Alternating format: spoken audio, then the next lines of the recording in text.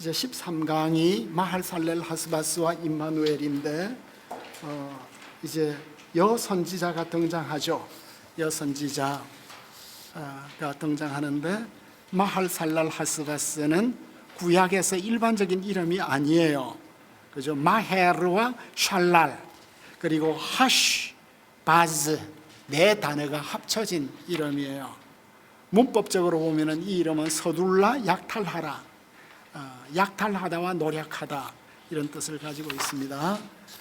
그래서 마할살렐 하스바스가 내 엄마, 내 아빠라고 하기 전에 이제 2년이 지나기 전에 시리아와 에브라임이 거의 멸망할 것이다. 북쪽 두 나라를 유린한 왕은 아시리아 왕 티글랏벨레셀이 되겠습니다. 그 티글랏벨레셀이 이렇게 북쪽 두 나라를 초토화시켰을 때 유다 사람들은 박수 쳤겠지만 그러나 결과적으로 아시리아의 홍수가 올라올 것이다. 그렇지만 이게 너무 멋진 장면이에요. 어떻게 이런 그 포에틱 이미지를 탁 이사야는 포착하는지 몰라요. 그 아시리아의 홍수가 어디까지 왔죠? 8장 8절에 보면 그 홍수가 흘러 유다에 들어와서 가득하여 목에까지 미쳤어. 그러니까 이게 물이 조금만 더 차면 우리는 죽어. 근데 홍수가 여기까지만 온 거예요. 그런데 그 홍수의 지점에 누가 있지? 임마누엘이 독수리 날개를 쫙 펴고 있는, 그러니까 임마누엘이 지키고 있는 주님의 몸된 교회이므로 결국 교회는 보존될 것이다. 거룩한 신은 보존될 것이다 하는 이 이미지를 너무나 아름답게 이렇게 말해주고 있습니다. 그래서 이제 그런데 8장 12절에 보면 이 백성이 반역자가 있다고 하여도 너희는 그 말을 따라 반역자 있다고 하지 말라. 그럼 이 반역자는 누구일까요? 백성들 사이에 우리 예루살렘에 반역자가 있어. 이놈 빨리 죽여야 돼. 이 반역자는 바로 이사야야. 그러니까 이사야는 반역자가 된 거예요. 왜냐하면 모두 다 친아시리아 정책을 펴고 있는데 아시리아를 의지하지 말라 하니까 바로 이제 반역자가 되는 거예요. 그런데 그 다음 이 이사야는 말이에요. 구절 하나가 설교야.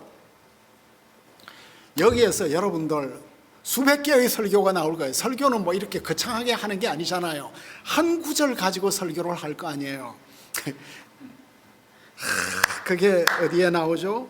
14절에 만군의 13절 만군의 여호와 그를 너희가 거룩하다 하고 그를 두려워하고 무서울 자로 삼아라. 그러면은 주님은 우리의 성소가 된다. 그러나 주님은 남한 북한 할 것 없이 안 믿는 자에게는 걸림돌이 될 것이다.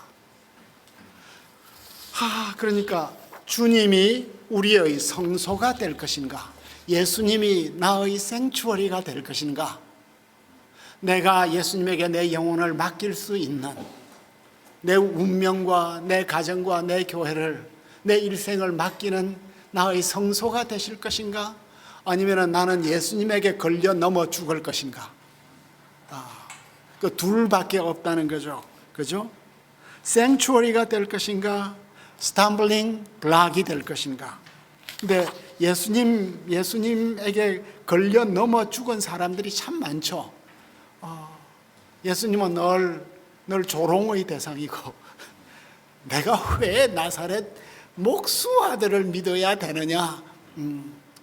그 십자가가 믿지 않는 자, 믿는 자에게는 하나님의 능력과 지혜인데 믿지 않는 자에게는 뭐예요? 거침돌이잖아요. 그죠?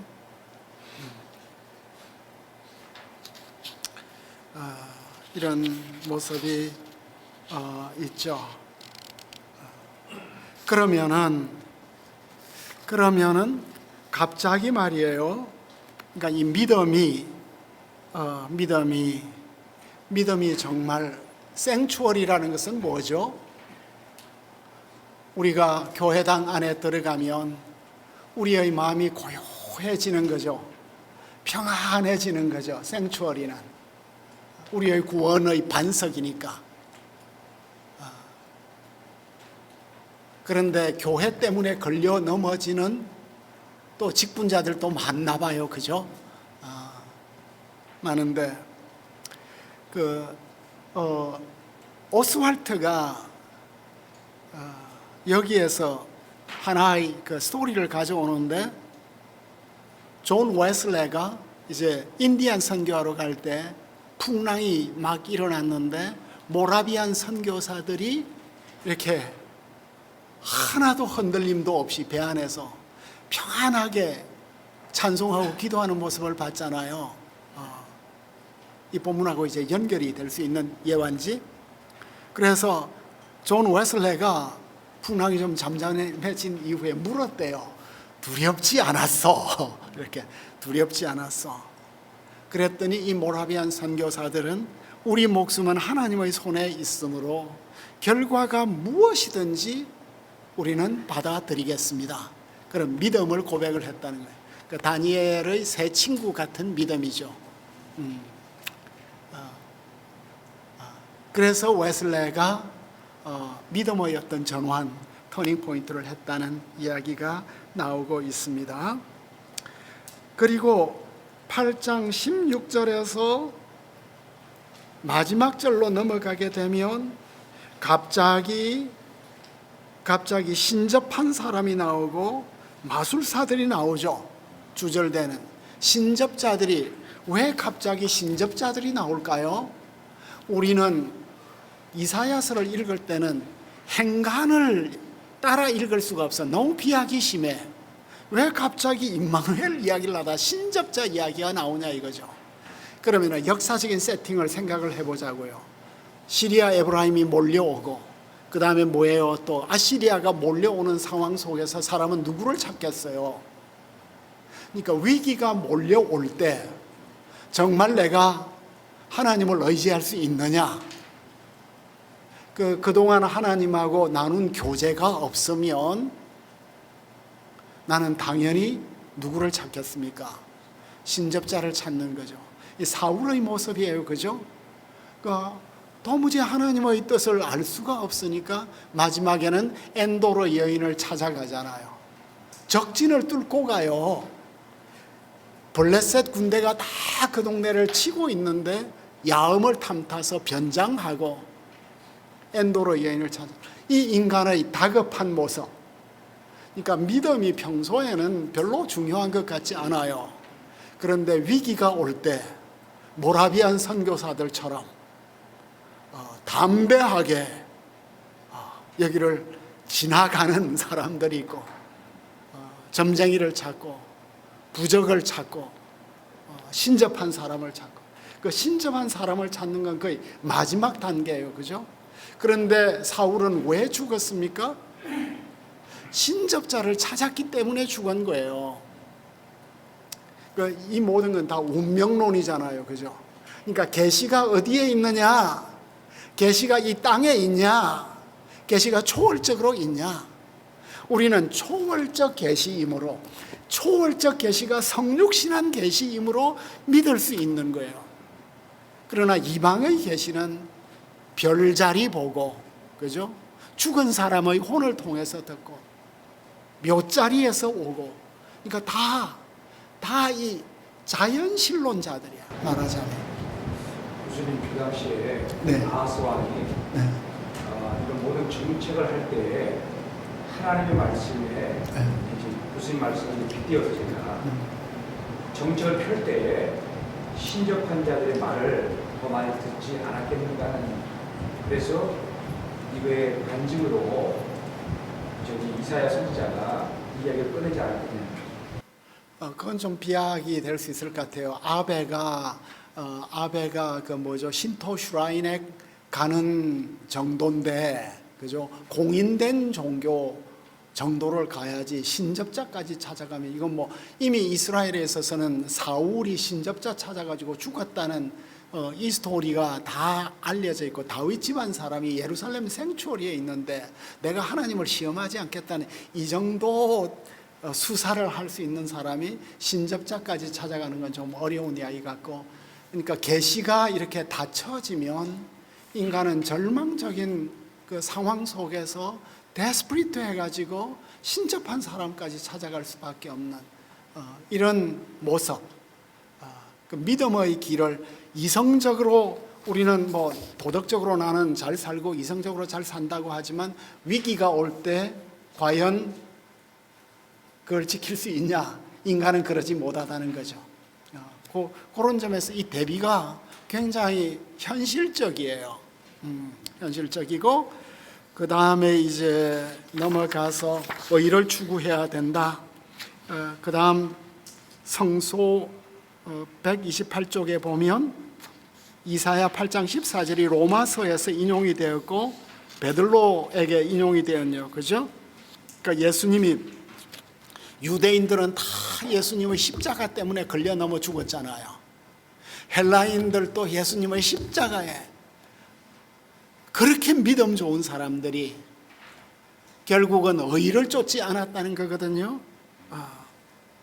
그러니까 여기에서 보면 바울이 의를 추구하지 않은 이방인들은 의를 얻고 의의 법을 추구한 유대인은 의를 얻지 못하였어요. 이건 아이러니죠. 정말 역설이죠. 그 이유가 뭘까요? 그들이 그리스도에게 걸려 넘어졌대. 그러니까 이 유대인들은 최종적 믿음을 그리스도에게 두어야 하는데 어떻게 그리스도에게 걸려 넘어질 수 있냐? 이스라엘에서 이렇게 길을 걸어 다니다 보면 자주 떠오르는 생각이 있어요. 바울이 어떻게 크리스찬이 되었을까? 이렇게 철두철미하게 법을 따지는 유대인이, 바울은 그 가말리엘 학파 가운데 최고의 제자고 랍비 가운데 한 명이었을 텐데 어떻게 바울 같은 율법적, 철두철미한 율법적, 그러니까 바울의 세포 하나까지 뭐 일거수일투족이 전부 율법으로 충만한데 그게 깨어지고 자유의 사도가 되었을까? 이건 상상할 수 없는. 바울은 진짜 천재구나 하는 생각도 하지만 어떻게 사울이 바울이 될 수 있었을까? 그런 생각을 너무 많이 해요. 근데 이제 여기에서 보는 것은 그들이 그리스도에게 걸려 넘어졌는데 믿는 것을 거부했대요. 그러니까 여기서 무우가는 트리니티 신학교 신약학자죠. 그 무우가 참 제 나이 또래가 되는 것 같아요. 장래가 촉망되는 선수였는데 요즘 이렇게 대작을 막 로마서 주석도 내고 그런 것 같아요. 바울은 이스라엘 사람들이 의의 법을 추구한 방식에서뿐만 아니라 의를 추구해야 되는데 의를 어떤 방식으로 추구할 것이냐? 방식에서도 실패했고 목표에서도 실패했대요. 이렇게 명쾌하게 말할 수 있을까? 원래 이스라엘은 율법을 지켜서 구원받는 백성이 아니에요. 율법은 구원받은 후에 하나님 백성답게 살라고 준 거잖아요. 근데 율법이 목표가 되어버린 거야. 그러니까 그 율법에 의에 이르도록 주신 그 율법에 걸려 넘어진, 이 율법은 결국 하나님의 모습을 보여주는 거잖아요. 오늘 고성재 목사님의 그 간증이 우리에게는 다 설명이 되는 것 같아요. 그러니까 율법은 하나님을 섬기는 어떤 방식에 가는 것이고 그 더 깊은 정신은 하나님 아버지의 마음이잖아. 근데 이 방식에 대해서 주어진 것만 다 하면 난 자식 노릇 다 했다. 이러니까 아버지 마음을 알 수가 없는 이런 모습이에요. 그리스도는 율법의 완성이며 유일한 의의 원천이므로 그들은 그리스도를 믿음으로 영접해야 됐는데 결국 영접을 못한 이유는 뭐예요? 자존심, 그러니까 우리가 이사야서를 공부를 하면서 자존심이 도대체 뭐냐? 자존심이 뭐길래 나는 이렇게 고통을 받고 있는가? 믿지도 못하는가? 자존심이 뭔가? 그럼 우리는 다 자존심을 가져야죠. 그러면은 나는 자존심이 있는 존재인데 나는 자만심에 빠졌는가? 자존심이 자만심으로 빠지기도 하고, 그 다음 내 자존심은 또 자괴감으로도 빠지죠. 그러니까 참 내가 믿음으로 은혜 가운데 내가 누구인지를 알 때, 그리스도 안에서 내가 누구인지를 알 때 자만감에도 빠지지도 않고 자괴감에도 빠지지 않고 건강하게 이제 살 수 있는 거죠. 근데 우리가 제일 많이 화내는 건 뭐예요? 내가 누구간데 당신 내가 누군지 알아? 이게 한국 사람들 첫 마디잖아. 화나면 누구시죠?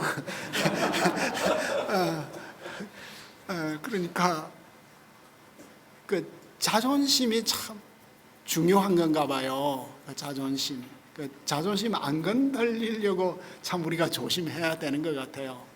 우리는 이성적 존재가 아니라 감성적 존재, 감정적 존재 같아요. 그 자존심. 근데 이 자존심이 참 치료를 받아야 될 것 같아요. 우리의 자존심이 그리스도 안에서 그 하나님의 형상이 파괴되었는데 이게 회복이 되면 나의 연약함과 내가 받은 은혜를 다 이렇게 그 균형 있게 나를 볼 수 있겠죠. 그 자존심, 내 자존심을 짓밟은 인간은 지옥에 가서도 내가 용서하지 아니하리라. 이렇게 이를 바득바득 갈고 있는 이제 우리의 존재들이죠.